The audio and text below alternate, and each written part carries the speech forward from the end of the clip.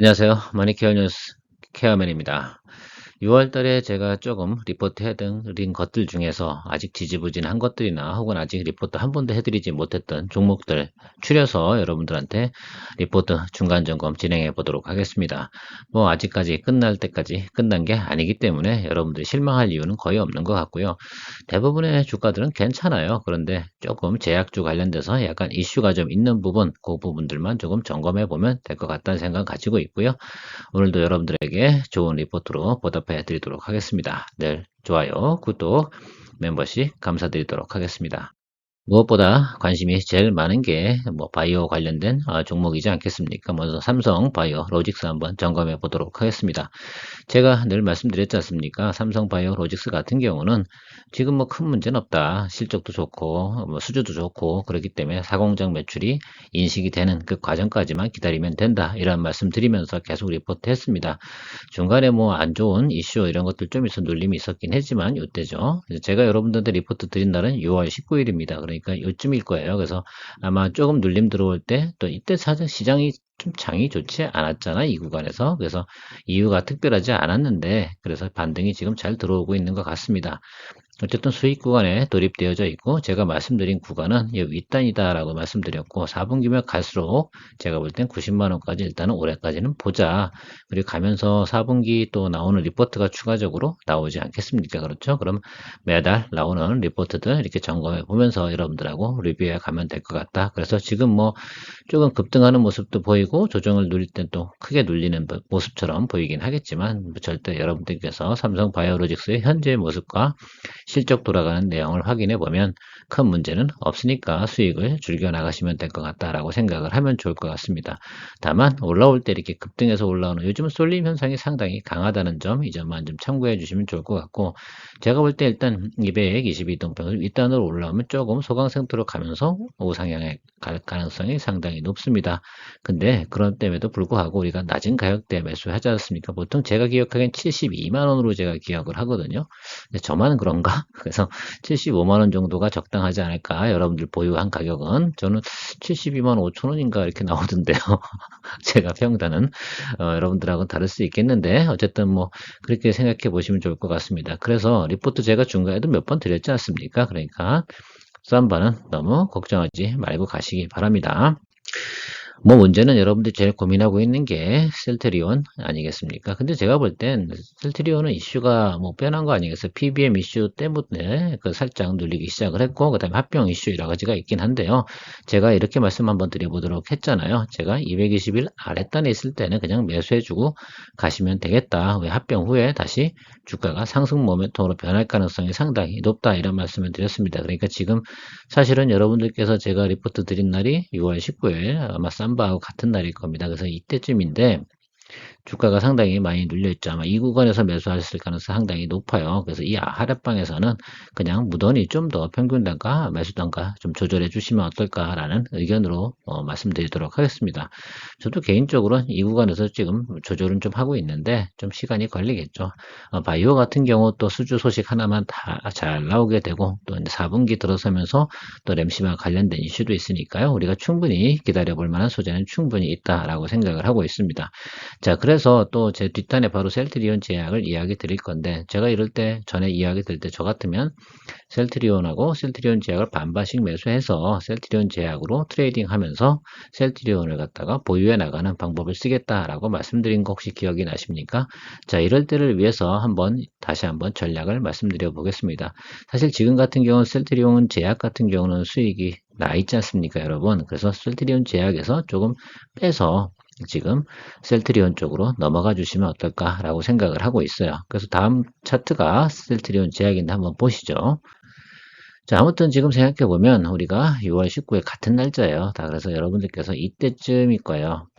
제가 리포트 드린 날이. 그래서 이 구간에서 매수하셨으면 지금 수익이 요만큼 나셨을 겁니다. 적어도 10% 이상 수익이 진행 중인데 이 구간에서 추가적으로 업사이드로 올라갈 가능성은 솔직히 많지 않습니다. 지금 현재 상황으로. 그래서 제가 말씀드리는 것은 여러분들께서 수익 실현하고 여기 있는 돈 갖고 어떤 거냐 셀트리온으로 좀 넘어가 보자 라는 의견을 드려서 거기 셀트리온을 어떻게 돼요? 평균 매수 단가 좀 낮춘 상태에서 분명한 건 220일 이동평균 윗단으로 올라갈 거예요. 그러니까 그 아랫단에서 평균 매수 단가 잘 조절하고 보유를 조금 한 3개월만 더 가져가 보자라는 의견 드리면서 오늘 제가 생각한 아이디어는 바로 그거고요. 제 전략은 그런 쪽으로 생각을 했습니다. 그래서 항상 셀트리온 같은 경우 과거에도 이런 경우가 있었거든요. 셀트리온 제약하고 셀트리온 같이 갈 때도 있고 같이 안 갈 때도 있고 그렇거든요.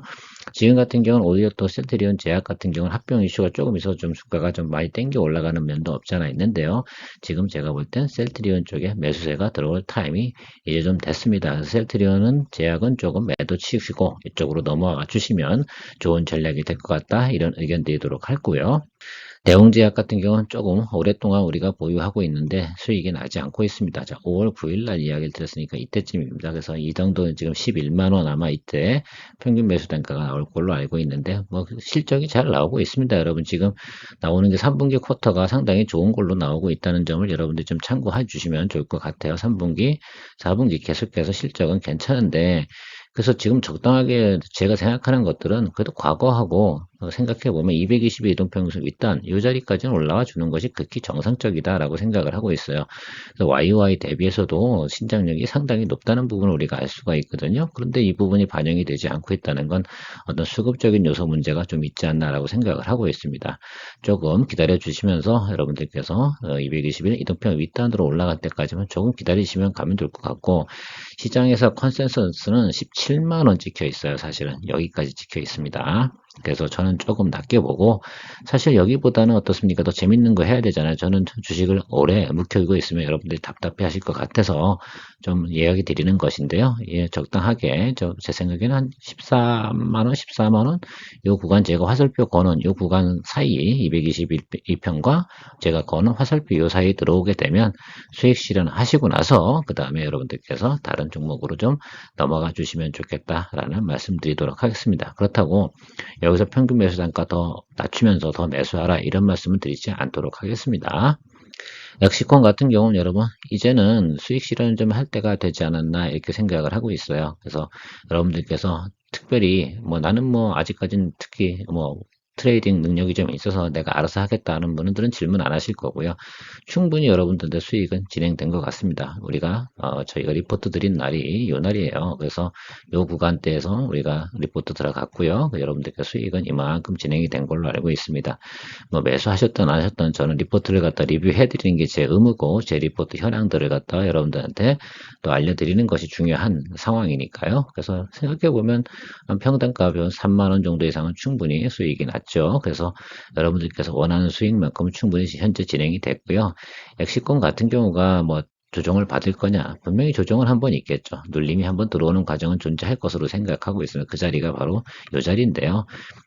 됐어요. 시그널 들어올 때. 저도 뭐 사실 트레이딩으로 관점으로 보면 지금 매도할 시점은 아니에요. 근데 제가 의견을 드릴 수 있는 시점이 리뷰할 때밖에 없어서 수익 실현할 때는 왔다. 그러니까 여러분들께서 트레이딩을 잘 해주셔서 수익 실현해 주는 것이 상당히 의미가 있을 것이다. 라고 말씀드리도록 하겠습니다. 아비코전자 조금 답답하시죠? 별로 올라가지도 않고 올라가는 듯 하다 다시 눌리고 그래서 지금 제자리 걸음을 하고 있습니다. 실제로는 내용적으로는 기간 조정 가고 있는 건 틀림없어요. 그래서 자 62 이동평균선 이 만나는 점까지 오게 되면 여기서부터 모멘텀이 생길지 아니면 하방으로 눌릴지 이 두 가지 방향밖에 없습니다. 내용적으로 봐서는 우상방으로 갈 가능성은 상당히 높은데 결과적으로는 이런 것들이죠. 시장의 수급 현황이라든지 분위기 이것이 상당히 좌우할 것 같아요. 그런데 제가 이런 얘기를 한번 드려보도록 하겠습니다. 이게 결국은 DDR5하고 상당히 연관성이 많은 거잖아요. 그 부분 생각해 보시면서 고려해 보시면 될 것 같고요. 제가 볼 때는 업사이드 쪽 확률이 한 60%, 그 다음에 아래쪽이 40% 정도 되니까요. 트레이딩 관점에서 여러분 접근하시는데, 자, 200이 지금 60일 이동평균선 있지 않습니까? 이 선 아래쪽으로 내려갔는데 지금 여기 구간이 있어요. 손절 라인을 정할게. 요거 같은 경우 트레이딩으로 갈 때 손절 라인 정해놓는 게 상당히 중요할 것 같은데요. 가끔은 손절할 때도 있어야 되죠. 그쵸? 예, 아시죠? 자, 그래서 한 15,000원 무너져 버리잖아요. 그러니까 15,000원 밑으로 내려와서, 그러니까 여기 가격이 14,800원 정도 됩니다. 이 정도 무너지게 되면 여러분들께서는 그냥 손절하고 가시는 것이 훨씬 더 편할 거다라고 생각을 하고 있고요. 자, 윗단으로 움직일 때는 그냥 홀드 이렇게 하고 가시면 좋겠습니다. 대체 확률은 60대 4 정도 되니까 여러분들께서 그 비율을 잘 생각해 보시고 또 이것도 아니고 저것도 아니고 나 답답해 차라리 딴 거 넘어가겠어 라고 한다고 그러면 다른 쪽으로 넘어가서 트레이딩 바이 접근하시면 상당히 좋겠다라고 생각을 하고 있습니다.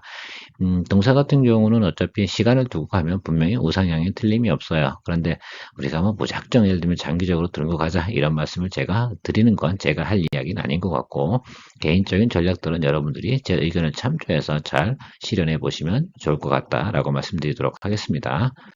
예, 덕산 네오룩스 여러분 주가가 눌려서 좀 기분이 안 좋으실 거라 생각을 하고 있습니다.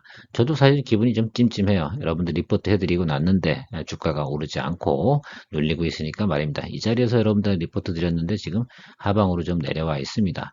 자, 그럼 이 정도면 견딜 만한 수준 아니겠어요? 그래서 제가 생각할 땐 여러분들 반등 소지가 훨씬 더 높을 것 같긴 한데요. 여러분들 삼성 스마트폰이 잘 팔릴 것 같습니까? 안 팔릴 것 같습니까? 일단 그거부터 생각해 보시죠. 안 팔릴 것 같아요? 그러면 여러분들께서 정리를 해주시면 좋을 것 같고, 만약에 괜찮다라고 생각하시면 계속 홀드 의견을 드리도록 하겠습니다. 그것뿐만이 아니라 사실은 지금 디스플레이 각종의 지금 전장용에도 상당히 많은 OLED 디스플레이가 앞으로 장착이 되기 시작을 한다고 하면 이쪽 분야는 좀 눌림이 더 들어온다 하더라도 향후에 다시 레벨업 할 가능성이 상당히 높은 그런 구간이다라고 생각하시면 좋은데 지금 3분기, 4분기 넘어가면서 OLED 쪽에서 미스날 만한 뉴스가 별로 없거든요. 그래서 개인적으로는 홀드 의견을 드리는데 여러분들께서 한번 직관적으로 생각해 보시고 좀 더 검토해 보시면 좋겠습니다. 저는 개인적으로 홀드라고 생각을 하고 있고요. 이 아랫단에서 매물이 많지 않아서 결과적으로는 다른 공매도 세력이라든지 추가적인 예를 들어 이슈 이런 것들이 존재하지 않는다고 한다면 저는 업사이드로 올라갈 가능성이 많다는 의견을 드리도록 하겠습니다.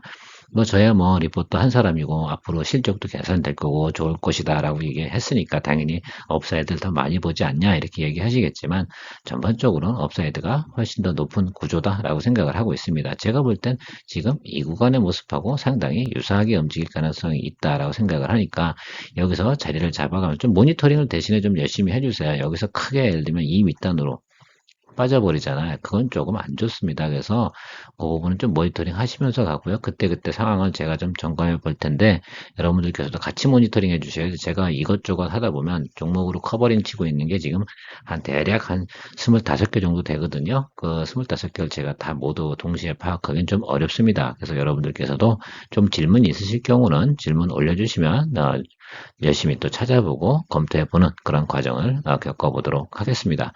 그런 게 서로 좋죠. 저한테도 좀 도움이 필요합니다. 구독자님들의 질문이나 상황 이런 것들. 그런데 이런 거잖아요. 한참 빠져가지고 한참 눌리고 나서 이거 어떻게 해요? 라고 하는 그런 질문 말고요. 지금 오늘 장이 이렇게 움직이고 있는데 한번 살펴보세요. 라고 한번 올려주시면 제가 열심히 검토해보고 의견을 드리도록 하겠습니다. 자, 오늘도 도움이 되셨길 바라면서 마무리 짓도록 하겠습니다.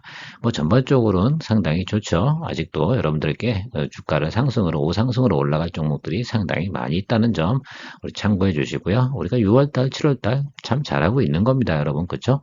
수익 많이 난 것도 있고 수익이 진행되는 것도 있고 지금 다시 업사이드로 올라가는 것도 있고 그래서 최근에는 새로운 종목들을 발굴을 하고 있지 않습니다. 제가 조금 중간중간 살짝 일주일에 한 2개 정도씩만 넣어 드릴 테니까요. 수익 난 것들에 대해서만큼은 적절할 때 원하는 수익이 났으면 너무 욕심 부리지 마세요. 이게 뭐 항상 올라간다 이런 거 아니라 결과적 주식이라는 건 수익을 실현할 때 내가 내 돈으로 변한 거다. 그래서 항상 조금 찜찜한 거 있을 때 수익 난 거 있을 때 어떻게 같이 정리하고 새롭게 또 투자 기회를 마련해 가시면 좋겠다라는 말씀 드리도록 하겠습니다. 제가 늘 새로운 종목은 발굴해서 여러분들한테 리포트 해드리고 있으니까 그 리포트 보시고 또 마음에 들면 또 그것도 매수하고 이렇게 가는 것들이죠. 주식할 때는요, 장기 보유하는 것도 있지만 순환을 잘 시켜야지 어떻게 돼요? 동맥경화에 걸리지 않는다는 점 꼭 참고해 주시고 포트폴리오 구성도 잘 해보시기 바랍니다. 늘 여러분들의 투자 생활에 큰 도움이 되도록 노력하는 머니케어 뉴스 케어맨이었습니다. 감사합니다.